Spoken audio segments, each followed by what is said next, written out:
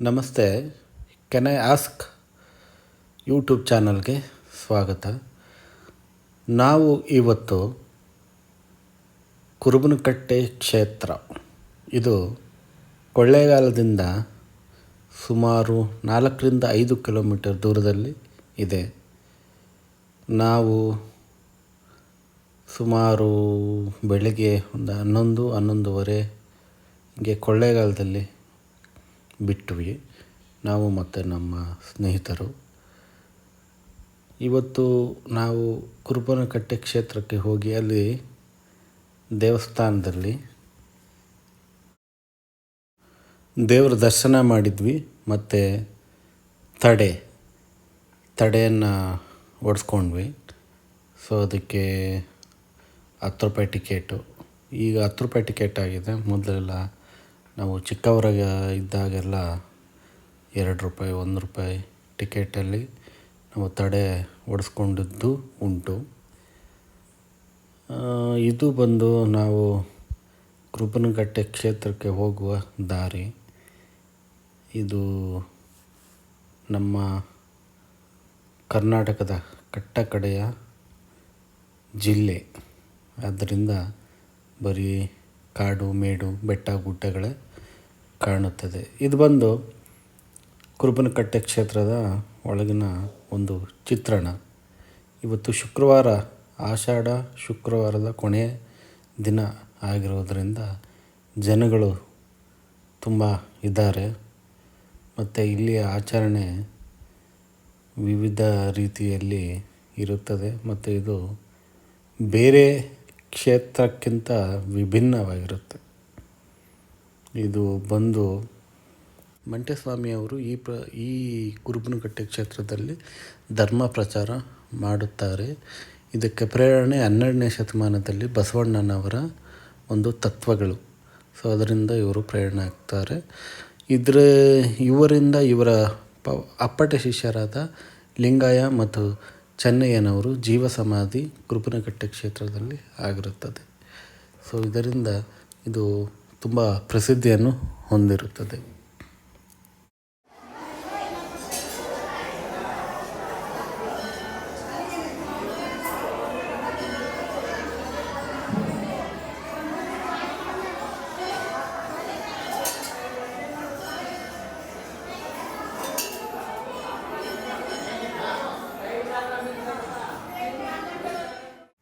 ಮೊದಲು ಗೌರ್ಮೆಂಟ್ ಬಸ್ಗಳು ಇರಲಿಲ್ಲ, ಇವಾಗ ಬಿಡ್ತಾ ಇದ್ದಾರೆ. ಅದಾದಮೇಲೆ ನಾನು ಮತ್ತು ನಮ್ಮ ಸ್ನೇಹಿತರೆಲ್ಲ ಸೇರಿಕೊಂಡು ನಾವು ಅಲ್ಲೇ ಅಡುಗೆ ಮಾಡಿದ್ವಿ. ಚಿಕನ್ನು ಮತ್ತು ಅನ್ನ, ಚಿಕನ್ ಫ್ರೈ ಮತ್ತು ಅನ್ನ.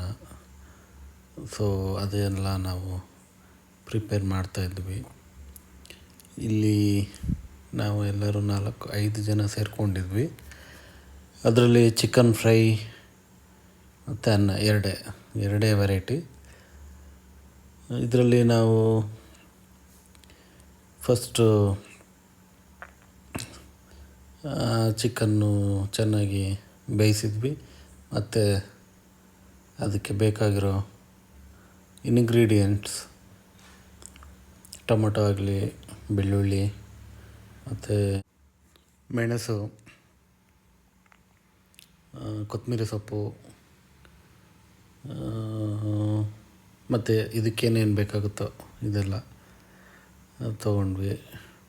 ಖಾರ, ಮೊದಲಿಗೆ ಟೊಮೊಟೊ ಹಣ್ಣು ಮತ್ತು ಖಾರದ ಪುಡಿ ಮಿಕ್ಸ್ ಮಾಡಿ ನಾವು ಏನು ಬೇಯಿಸಿಟ್ಕೊಂಡಿರ್ತೀವೋ ಅದಕ್ಕೆ ನಾವು ಹಾಕಿದ್ವಿ.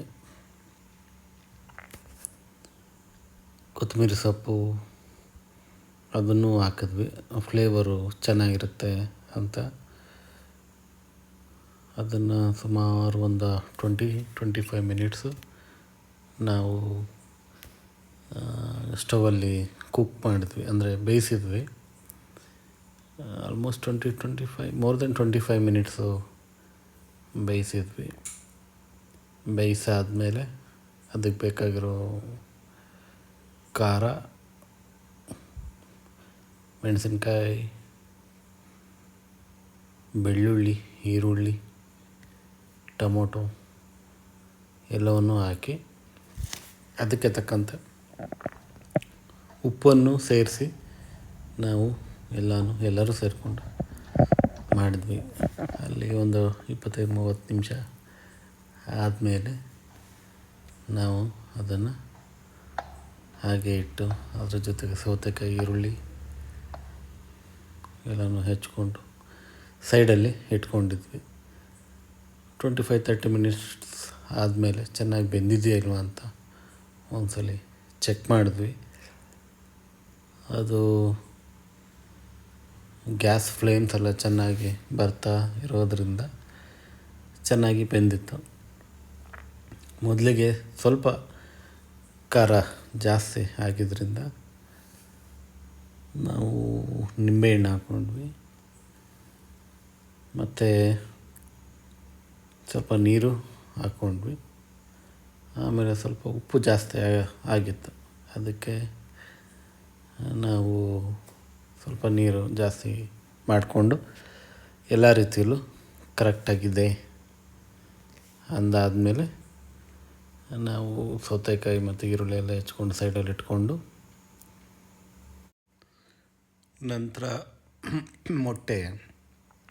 ಮೊಟ್ಟೆನ ನಾವು ಬೇಯಿಸೋಕ್ಕೆ ಇಟ್ಟಿದ್ವಿ. ಟೋಟಲ್ 12 ಮೊಟ್ಟೆ ಬೇಯಿಸೋಕ್ಕೆ ಇಟ್ಟಿದ್ವಿ. ಅದಾದಮೇಲೆ ಮೊಟ್ಟೆನ ಸೈಡಲ್ಲಿ ಇಟ್ಬಿಟ್ಟು ಮತ್ತು ಚಿಕನ್ನು ಆಗಿದೆಯೋ ಇಲ್ವಾ ಅಂತ ಮತ್ತೆ ನೋಡಿ ಅದನ್ನೆಲ್ಲ ಆದಮೇಲೆ ಮಧ್ಯದಲ್ಲಿ ಡಾಗಿಶ್ ಬಂದಿತ್ತು, ಅದನ್ನು ನೋಡ್ಕೊಂಡು ಮಾತಾಡಿಸ್ಕೊಂಡು ಮತ್ತು ನಾವು ಸ್ವಲ್ಪ ಇದಕ್ಕೆ ಟೈಮ್ ಕೊಟ್ಟು ಫ್ಲೇಮ್ಸ್ ಎಲ್ಲ ಕಮ್ಮಿ ಇಟ್ಟು ನಿಧಾನಕ್ಕೆ ಅದು ಎಲ್ಲ ಬೆಂದ ಮೇಲೆ ಆಮೇಲೆ ಮೊಟ್ಟೆನ ನಾವು ಬೇಯಿಸ್ಕೊಂಡ್ವಿ.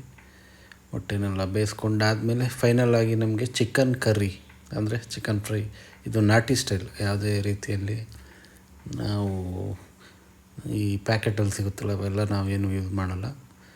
ಸೊ ಇದು ಮೊಟ್ಟೆನ ನಾವು ಬೇಯಿಸ್ತಾಯಿದ್ದೀವಿ. ಅದಾದಮೇಲೆ ಅನ್ನಕ್ಕೆ ಇಟ್ವಿ ನಾವು. ಅನ್ನ ಟೋಟಲ್ 1 kg ರೈಸ್, 1 kg ರೈಸ್ನ ನಾವು ಇಟ್ವಿ. 1 kg ರೈಸ್ನ ಇಟ್ಬಿಟ್ಟು ನಾವು ಸ್ವಲ್ಪ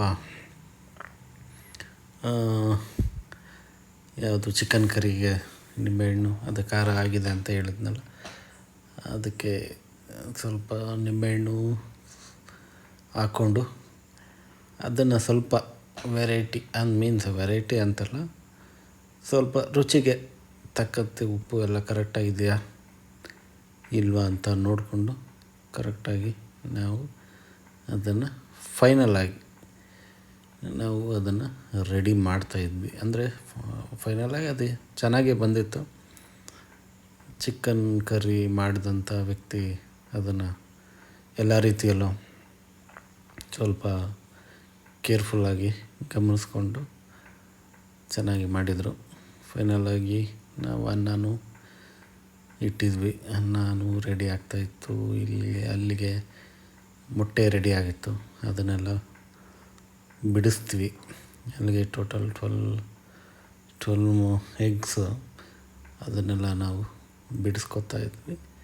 ಅದನ್ನು ಬಿಡಿಸ್ಕೊಂಡು ಒಂದೊಂದೇ ಬಿಡಿಸ್ಕೊಂಡು ಎಲ್ಲನೂ ಸೈಡ್ಗೆ ಇಟ್ಟಿದ್ವಿ. ಅಲ್ಲಿಗೆ 3 ವೆರೈಟೀಸ್ ಅದು: ಅನ್ನ, ಚಿಕನ್ ಕರಿ, ಮೊಟ್ಟೆ. ನಾನು ಸ್ಟಾರ್ಟಿಂಗಲ್ಲಿ ಮೊಟ್ಟೆ ಹೇಳೋದು ಮರ್ತುಬಿಟ್ಟೆ. ಸೊ ಟೋಟಲ್ 3 ವೆರೈಟೀಸ್ ನಾವು ಮಾಡ್ಕೊಂಡ್ವಿ. ಅಲ್ಲಿಗೆ 4-5 ಜನ ಇದ್ದಿದ್ದರಿಂದ ನಮಗೆ ಯಾವುದೇ ರೀತಿಯಲ್ಲೂ ನಮಗೆ ಕಷ್ಟ ಅಂತ ಅನ್ನಿಸ್ಲಿಲ್ಲ. ಎಲ್ಲರೂ ಒಂದೊಂದು ಕೆಲಸ ವಹಿಸ್ಕೊಂಡು ಅದ್ರ ಪ್ರಕಾರ ನಾವು ಮಾಡಿದ್ವಿ. ನಾವೇ ವಹಿಸ್ಕೊಂಡು ಮಾಡಿದ್ವಿ. ಯಾರೂ ವಹಿಸಿಲ್ಲ. ನಮಗೇನು ಬರುತ್ತೋ ಆ ಕೆಲಸನ ವಹಿಸ್ಕೊಂಡು, ಅವ್ರಿಗೆ ಏನೇನು ಬರುತ್ತೋ ಆ ಕೆಲಸಗಳನ್ನ ವಹಿಸ್ಕೊಂಡು ಅವರವರು ಮಾಡಿದರು. ಸೊ ಎಲ್ಲ ಫೈನಲಾಗಿ ಎಲ್ಲನೂ ಆಯಿತು. ಮೊಟ್ಟೆ ಬಾಯ್ಲ್ ಆಯಿತು. 12 ಎಗ್ಸ್ ಇದೆ ಅನಿಸುತ್ತೆ, ಆಗಿದೆ. ಅದಾದಮೇಲೆ ರೈಸ್ ಆಗಿದೆ. ಫೈನಲಾಗಿ ರೈಸು ಆಯಿತು. ಅದು 1 kg ರೈಸ್ ಹಾಕಿದ್ವಿ. ನಾವು 4-5 ಮೆಂಬರ್ಸ್ ಇದ್ದಿದ್ದರಿಂದ ಸ್ವಲ್ಪ ಜಾಸ್ತಿನೇ ಆಯಿತು.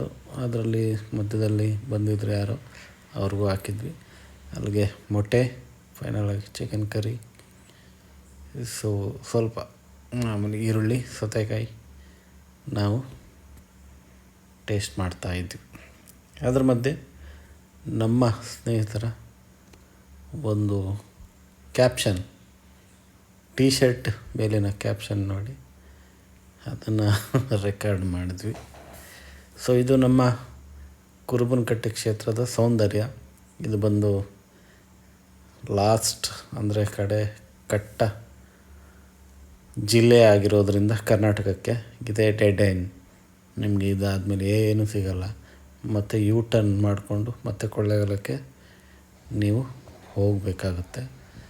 ಈ ಕಡೆ ಎಲ್ಲ ಗ್ರೀನರಿ ತುಂಬ ಚೆನ್ನಾಗಿರುತ್ತೆ. ಬೆಂಗಳೂರಲ್ಲಿರೋರು ಇಲ್ಲಿಗೆ ಬಂದರೆ ತುಂಬ ಇಷ್ಟ ಆಗುತ್ತೆ. ಫೈನಲಾಗಿ ರೈಸ್ ಆಗಿದೆ. ಈ ಥರ ಕಾಣ್ತಾ ಇದೆ ರೈಸ್ ಇಟ್ಕೋತಾ ಇದ್ದೀವಿ ಎಲ್ಲರೂ. ಆಮೇಲೆ ನಮ್ಮ ಪಕ್ಕದಲ್ಲಿ ಮಟನ್ ಮಾಡ್ತಾಯಿದ್ರು. ಅವರು ನಮಗೆ ಮಟನ್ ಸಾಂಬಾರು ಕೊಟ್ಟಿದ್ದರು. ಅದನ್ನು ನಾವು ತೊಗೊಂಡು, ಯಾಕಂದರೆ ನಾವು ಚಿಕನ್ ಕರ್ರಿ ಮಾಡಿದ್ರಿಂದ ಗೊಜ್ಜು ಥರ ಮಾಡಿದ್ವಿ. ನಮಗೆ ಸಾಂಬಾರು ಕಮ್ಮಿ ಇತ್ತು. ಇದೆಲ್ಲ ನಮ್ಮ ಕುರುಬನಕಟ್ಟೆ ಕ್ಷೇತ್ರದ ಕಾಡು ಪ್ರದೇಶ, ಅಂದರೆ ಗುಡ್ಡಗಾಡು ಪ್ರದೇಶ. ಗ್ರೀನರಿ ತುಂಬ ಇರುತ್ತೆ. ಬೆಂಗಳೂರಲ್ಲೂ ಇರುತ್ತೆ, ಬಟ್ ಈ ಥರ ಗುಡ್ಡಗಾಡಿರಲ್ಲ. ಗುಡ್ಡಗಾಡಿದ್ದರೆ ಎಲ್ಲನೂ ಇದು ಮಾಡಿಬಿಟ್ಟು ಲೇಔಟ್ಗಳು ಮಾಡಿಬಿಡ್ತಾರೆ. ಈಗ ಆಲ್ರೆಡಿ ಬಿಡದಿಯಲ್ಲಿ ಮಾಡೋಕ್ಕೆ ರೆಡಿಯಾಗಿದ್ದಾರೆ. ಆದ್ದರಿಂದ ಇದು ಗ್ರೀನರಿ ಹೀಗಿದೆ. ಇದು ನಮ್ಮ ಇವತ್ತಿನ ಕುರುಬನಕಟ್ಟೆ ಕ್ಷೇತ್ರಕ್ಕೆ ನಾವು ಸ್ನೇಹಿತರೆಲ್ಲ ಹೋಗಿ ನಾವು ಈ ಥರ ಎಲ್ಲ ಅಡುಗೆ ಈ ಥರ ಎಲ್ಲರೂ ಮಾಡ್ತಾರೆ. ಹರಕೆ ಏನು ಹೊತ್ಕೊಂಡಿಲ್ಲ, ಅಂದರೆ ಒಳ್ಳೆಯದಾಗಲಿ ಅನ್ನೋದಕ್ಕೋಸ್ಕರ ಹೋಗಿದ್ವಿ. ಹರಕೆನೂ ಹೊತ್ಕೋತಾರೆ. ಹರಕೆ ಹೊತ್ಕೊಂಡು ಇಲ್ಲಿಗೆ ಸೋಮವಾರ ಮತ್ತು ಶುಕ್ರವಾರ ತುಂಬ ಜನ ಬರ್ತಾರೆ. ಇದು ತುಂಬ ಪ್ರಸಿದ್ಧಿ ಇದೆ. ಈ ಕಡೆ ಎಲ್ಲ ಇರೋರಿಗೆ, ಚಾಮರಾಜನಗರ ಕೊಳ್ಳೇಗಾಲದಲ್ಲಿರೋರಿಗೆಲ್ಲ ಇದು ಚೆನ್ನಾಗಿ ಗೊತ್ತಿರುತ್ತೆ. ಬೆಂಗಳೂರವ್ರಿಗೂ ಗೊತ್ತಿರುತ್ತೆ. ಅದು ಬಿಟ್ಟರೆ ಇಲ್ಲಿರೋರಿಗೆ ತುಂಬ ಫೇಮಸ್ಸು. ಅದಾದಮೇಲೆ ಮುಗಿಸ್ಕೊಂಡು ನಾವು ವಾಪಸ್ಸು ಹೋಗ್ತಾಯಿದ್ವಿ. ಸಂಜೆ 6 ಗಂಟೆ ಆಯಿತು. 5-6 ಗಂಟೆ ಆಗಿದೆ. 5 ಗಂಟೆ 6 ಗಂಟೆ ಆಗಿದೆ. 6 ಗಂಟೆ ಆಗಿದ್ದಕ್ಕೆ ನಾವೆಲ್ಲ ಕ್ಲೋಸ್ ಮಾಡಿ ಅವ್ರಿಗೆಲ್ಲ ಕೊಟ್ಬಿಟ್ಟು ವಾಪಸ್ಸು ಬಂದ್ವಿ. ವಿಡಿಯೋವನ್ನು ನೋಡಿದ್ದಕ್ಕೆ ಹೃತ್ಪೂರ್ವಕ ಧನ್ಯವಾದಗಳು.